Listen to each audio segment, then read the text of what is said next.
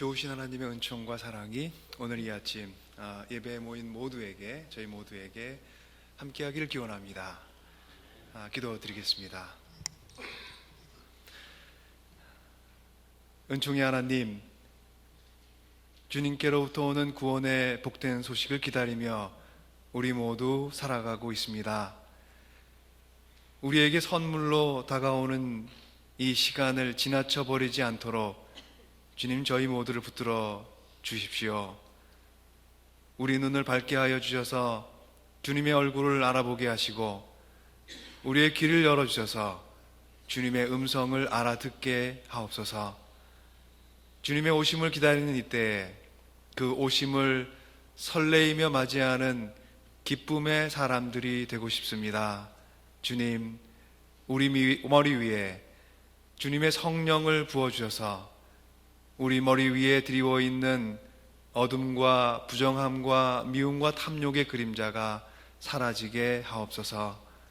그리하여 우리 위에 임하신 성령의 능력으로 인해 진리와 감격과 기쁨의 영이 우리 삶 위에 내리게 하옵소서.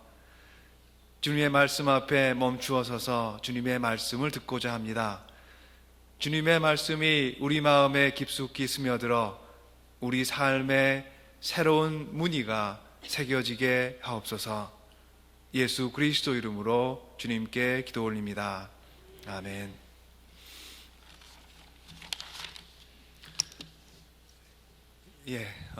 지금 이제 들으시는 대로 목소리가 많이 회복이 됐습니다. 이게 이렇게 좋은지 몰랐네요.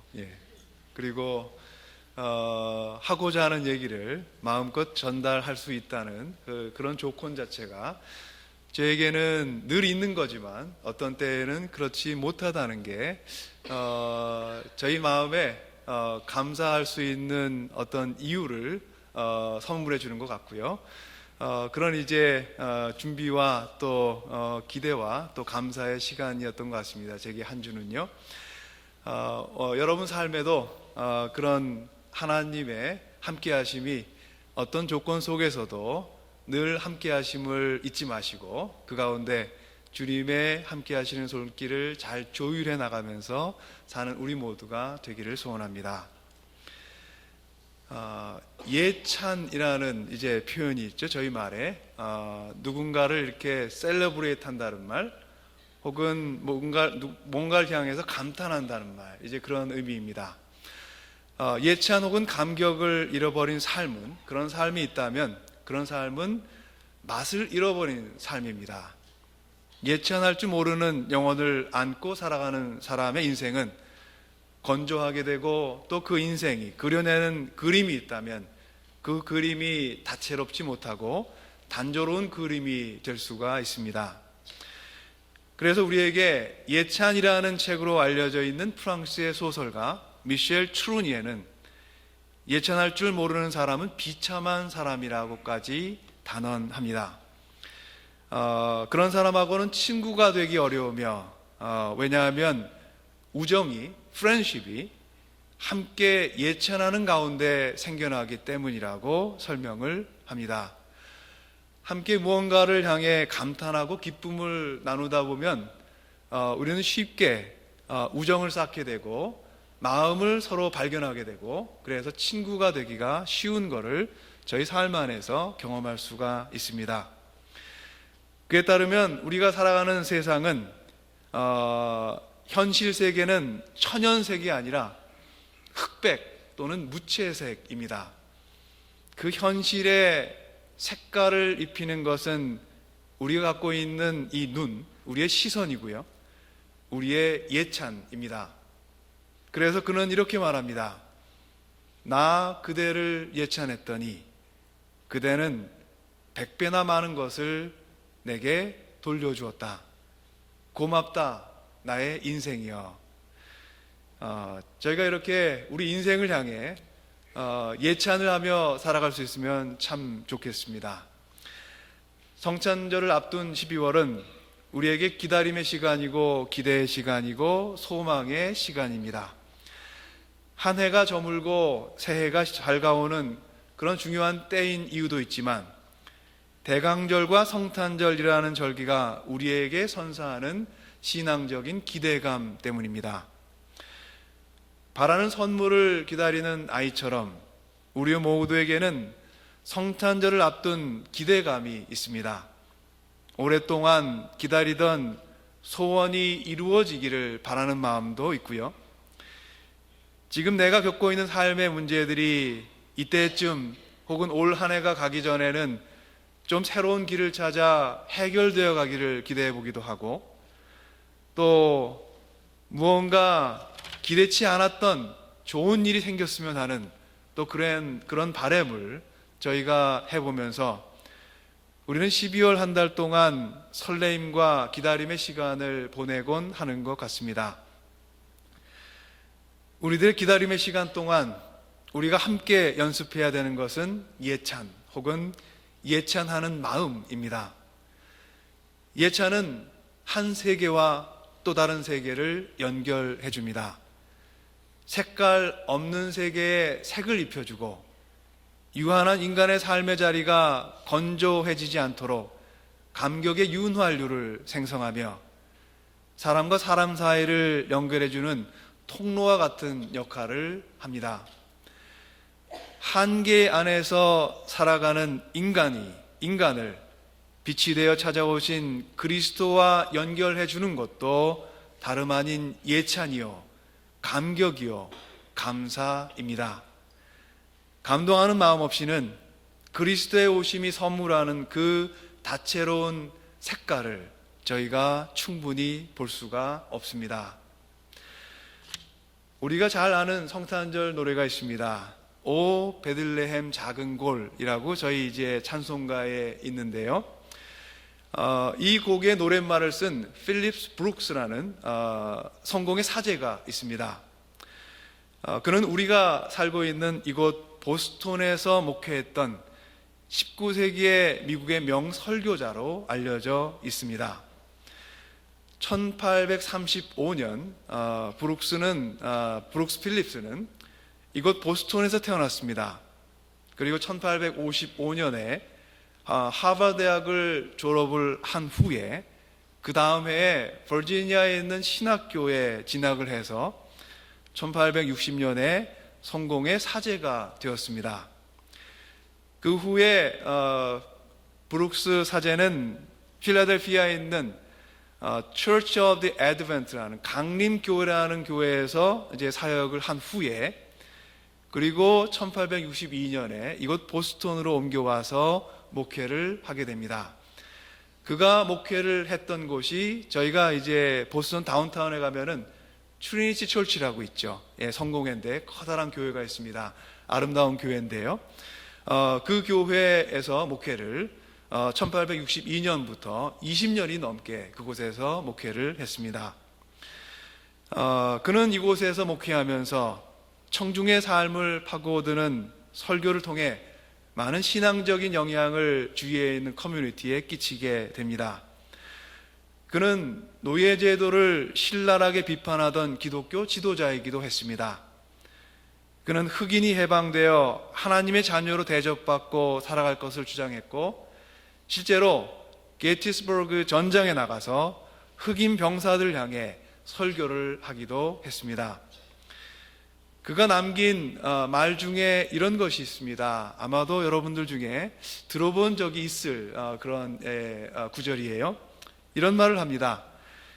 쉬운 인생을 위해 기도하지 말고 강한 사람이 될 수 있기를 기도하십시오. 당신의 능력에 맞는 일을 달라고 기도하지 말고 당신의 해야 될 일에 맞는 힘을 얻게 되기를 기도하십시오. 그러면 당신이 해낸 일이 아니라 당신 자신이 기적이 될 것입니다.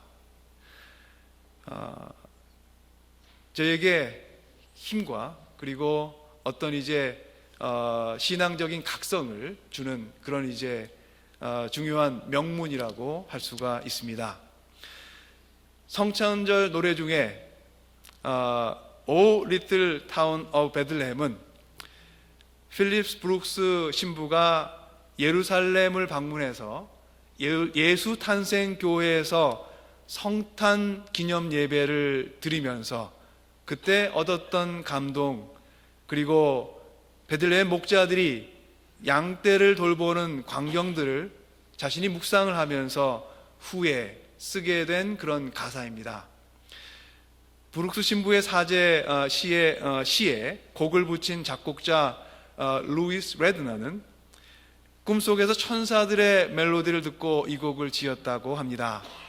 아름다운 선율과 가사가 어우러진 이 찬송은 지금도 여전히 많은 사람들의 사랑을 받는 저에게 잘 알려진, 저희를 기쁘게 하는 크리스마스 캐롤 중에 하나입니다. 이 찬송가 1절 가사 중에 이제 우리말로는 이렇게 번역이 되어 있습니다. 저 놀라운 빛 지금 캄캄한 이 밤에 온 하늘 두루 비춘 줄 너 어찌 모르나. 그런데요, 이제 여러분들 나누어 드린 이제 주보 뒷면에 보시면은 이제 주보 칼럼에 영어로 된 이제 원문이 나와 있습니다. 이제 좀 글씨가 작긴 한데요, 그걸 참조해 보시면 좋겠습니다. 제가 읽겠습니다. 이렇게 영문이 되어 있습니다. O little town of Bethlehem, how still we see thee lie. Above thy deep and dreamless sleep, the silent stars go by. Yet in thy dark street shineth the everlasting light. The hopes and fears of all the years are met in thee tonight. 이 영문을 이제 한글로 직접 번역을 해보면 이렇겠죠. 오 베들레헴 작은 마을 고요히 잠들었구나. 잠잠하고 깊게 잠든 내 위로 고요한 별들이 지나가는구나. 그런데 내 어두운 거리 위에 빛이 비추이니 영원한 빛이로다. 오랜 세월 동안 쌓여온 희망과 두려움이 오늘 밤 내 안에서 서로 만나는구나. 마지막 두 소절이죠. 오랫동안 쌓여온 희망과 두려움이 오늘 밤 내 안에서 서로 만나는구나. 그리고 이제 그 위에 내 어두운 거리 위에 빛이 비추니 영원한 빛이로다. 이 두 구절이 제게 감동을 주었습니다. 어두운 거리에 영원한 빛으로 오신 예수님, 우리를 덮고 있는 여러 종류의 어둠을 뚫고 우리의 참된 소망이 되기 위해 오시는 영원한 빛이신 예수님, 그 빛 아래서 우리의 오래된 소망이 이루어지고 우리의 깊은 두려움이 답을 얻는다는 브룩스 신부의 그 시가 제 마음을 울렸습니다. 그의 노래는 우리가 성탄절을 맞이하며 무엇을 소망과 기쁨과 예찬의 대상으로 삼아야 할지를 우리에게 가르쳐 주는 듯 합니다. 성탄절을 향한 우리의 소망은 필요한 선물을 얻는 것 이상입니다. 내 삶의 필요에서 일어나는 크고 작은 바램들보다 하나님께서 우리에게 주시는 소망은 더욱더 광대합니다. 우리의 소망은 우리의 삶을 잠시 비추어졌다 사라지는 그런 빛이 아닌 영원한 빛을 향한 것입니다. 우리의 소망은 우리의 현재 몇몇 문제들을 해결해 주거나 내 영혼 위에 덮여 있는 어둠을 잠시 걷어갈 수 있는 빛을 찾는 것이 아니라 우리 안에 오랜 시간 쌓여왔던 희망을 성취시키고 우리를 오랜 동안 괴롭혀왔던 두려움으로부터 영원히 우리를 자유케 하는 영원한 빛이신 그리스도께서 오시는 그 때를 향한 것입니다. 브룩스 신부는 고요하게 잠든 작은 마을 베들레헴에서 희망과 두려움이 서로 만나는 감동적인 장면을 목격한 듯 합니다. 그가 본 베들레헴 마을은 어쩌면 우리 각자의 인생인지도 모르겠습니다. 성탄절은 우리 인생의 베들레헴 마을 위에 희망과 두려움을 만나게 할 영원한 빛이 떠올라 우리의 생명 구석구석을 환하게 비추어주는 축복의 계절입니다. 그리스도의 오심을 기다리는 우리 모두에게 우리의 두려움이 희망의 빛을 만나는 은총이 깊이 깃들기를 간절히 소망해 봅니다. 이 축복의 계절 성탄절을 맞이하면서 우리 모두 대강절의 세 번째 주간에 접어들고 있습니다. 사랑하는 교우 여러분, 지난 한 주 동안 하나님 말씀 다바르를 홀로 듣기 위해 떠난 광야 미드바로의 여행은 어떠하셨습니까? 하나님의 말씀이 고요히 울려 퍼지는 자리에서 주님의 음성을 들으며 그리스도의 길을 예비하는 한 주가 되셨기를 간절히 기대해 봅니다. 오늘은 우리보다 먼저 광야로 길을 떠났던 요한에게서 그가 들었던 하나님의 음성을 듣습니다. 오늘 말씀의 7절 그리고 8절 말씀입니다. 그 사람은 그 빛을 증언하러 왔으니 자기를 통하여 모든 사람을 믿게 하려는 것이었다. 그 사람은 빛이 아니었다. 그는 그 빛을 증언하러 왔을 따름이다.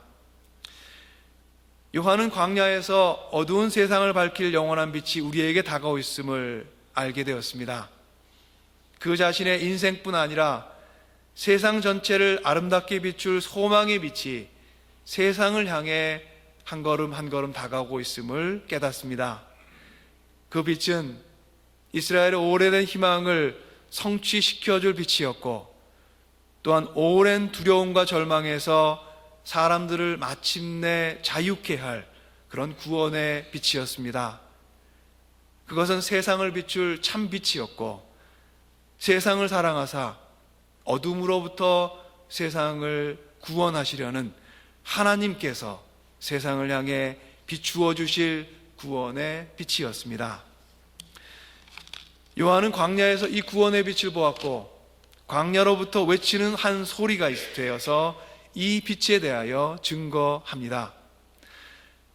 흥미로운 것은 세례 요한의 증거를 들은 그 증거에 대한 사람들의 반응입니다. 요한은 빛에 대하여 증거하는데 사람들은 그에게 그 빛이 무엇인지 혹은 그 빛이 누구를 지칭하는 건지를 묻지 않습니다.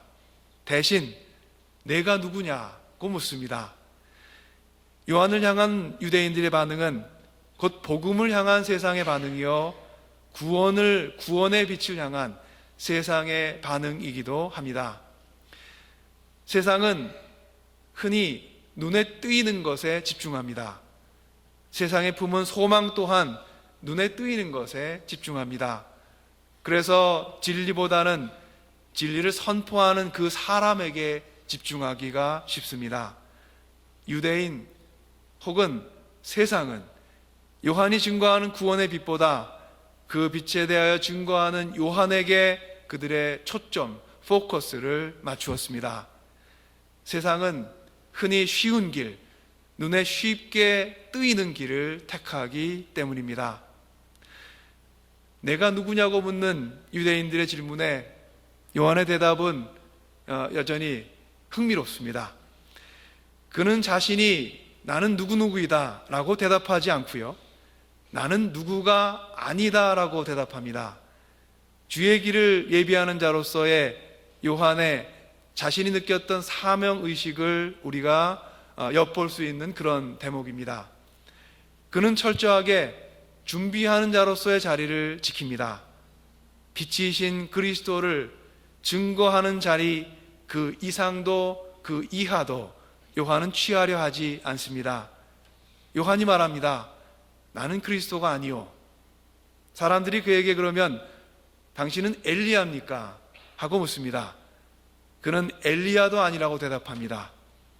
그들은 만약 엘리야가 아니면 또 다른 예언자냐고 묻습니다. 요한은 그 역시 아니라고 말합니다. 그리고 그가 마침내 자신이 누구인지를 말합니다. 그가 이렇게 얘기합니다. 나는 주님의 길을 곧게 하라고 광야에서 외치는 소리요, 광야에서 외치는 소리가 되어 요한이 증거한 것은 세상이 영원한 빛으로 오시는 바로 예수님이었습니다. 사람들은 자신의 소망과 기대에 따라 사물과 자신들이 살아가는 세상을 바라봅니다. 그래서 요한을 보고 엘리야냐고 묻고, 엘리야가 아니면 이스라엘 선지자 중에 다른 어떤 사람이냐고 묻습니다. 그런데 요한이 말하는 세상의 빛으로 오실 예수님은 사람들의 상식과 생각의 한계 너머에 계신 그 너머로부터 오시는 분이었습니다. 그들의 마음에 아마도 수많은 자신들의 희망의 리스트가 있었을 것입니다. 그런데 그들의 소망을 담고 있는 인생의 바구니, 베스킷에는 참된 희망을 담을 자리가 비어있지 않았던 것 같습니다. 요한은 사람들에게 그들의 소망을 담고 있는 바구니를 일단은 비워볼 것을 요구합니다. 인간의 생각으로 품은 생각과 소망을 버리게 되면 하늘의 위로와 거룩한 구원의 은혜가 임할 것이다. 이것이 광야에서 외치는 소리가 되어 요한이 우리 모두에게 증거하고자 했던 복음의 메시지였습니다. 사랑하는 여러분, 그리스도를 기다리며 준비하는 우리들의 소망의 바구니에는 정제되지 않은 우리 영혼으로부터 나온 우리 자신의 소망들이 가득합니다. 대강절의 세 번째 주간에 접어드는 오늘, 그리고 이제 곧 성탄절의 아침, 그리고 성탄절을 맞이하는 그 밤을, 크리스마스 이브를 맞이하게 되는 오늘, 광야에서 외치는 자인 세례 요한의 음성에 귀를 기울이며 우리 모두 우리들의 희망의 빈자리를 남겨놓기를 소원합니다. 그리스도께서만 채우실 수 있는 소망의 자리, 그리스도께서만 채우실 수 있는 기쁨의 자리, 그리고 그리스도께서만 인도하실 수 있는 희망의, 그리고 행복의 자리가 우리 인생 가운데 마련되었을 때, 우리 인생의 작은 마을 베들레헴에 우리의 오래된 소망과 두려움이 함께 만나게 될 것입니다. 2017년 대강절 이 시간 동안 여러분의 오래된 소망이 이루어지고 여러분 영혼의 깊은 절망과 아픔이 치유되며 여러분 인생을 붙들고 살아왔던 두려움이 참된 희망을 만나 영원히 물러가기를 간절히 축원합니다. 함께 기도하겠습니다.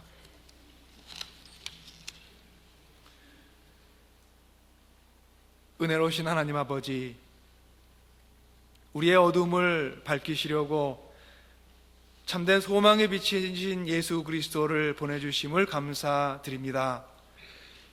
그리스도의 오심을 기다리는 축복의 계절에 우리 인생의 어두운 거리마다 주님 은혜로 밝혀주시고 우리 머리 위에 떠오른 참 희망의 밝은 빛 아래에서 우리 모두 복된 삶을, 행복한 삶을 살게 하옵소서. 예수 그리스도 이름으로 주님께 기도 올립니다. 아멘.